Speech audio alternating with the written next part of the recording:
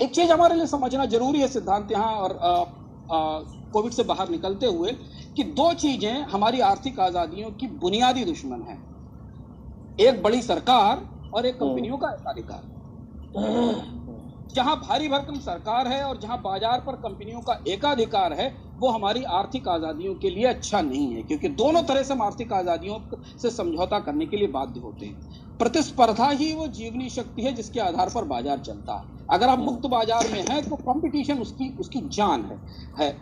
इसी के जरिए हम बेहतर रोजगार आगे ला सकते हैं, इसी के जरिए हम बेहतर प्रोडक्ट ला सकते हैं। इस समय जबकि भारत को नए बड़े पैमाने पर बेकारी कम करने के लिए नया निवेश चाहिए, बड़े पैमाने पर नए रोजगार के अवसर चाहिए, कारोबार के नए अवसर चाहिए, तो सरकार को ये ध्यान रखना होगा कि आत्मनिर्भर मिशन पर कुछ बड़ी कंपनियां, कुछ बड़े उद्योगपति या कुछ बड़े लोग कब्जा ना कर लें, और जिसका रिस्क हमें दिखाई पड़ रहा है सामने। इससे बेहतर है कि सरकार नीतिगत रूप से ऐसी कोशिश करे जिससे कि बाजार में कंपटीशन आए। जैसे हमने देखा एक छोटा सा भारत के मोबाइल बाजार में विदेशी कंपनियों को लेकर आए, उन्होंने हमारे बाजार पे को अधिग्रहण कर लिया। चाइनीज कंपनीज के ब्रांड भारत के पूरे बाजार पे, मोबाइल बाजार को उन्होंने एकाधिकार में ले लिया। इससे पहले जो कंपनियां थी सब बाजार से बाहर चली गई, भारतीय कंपनियां भी जो ब्रांड थे वो भी सब बाहर चले गए।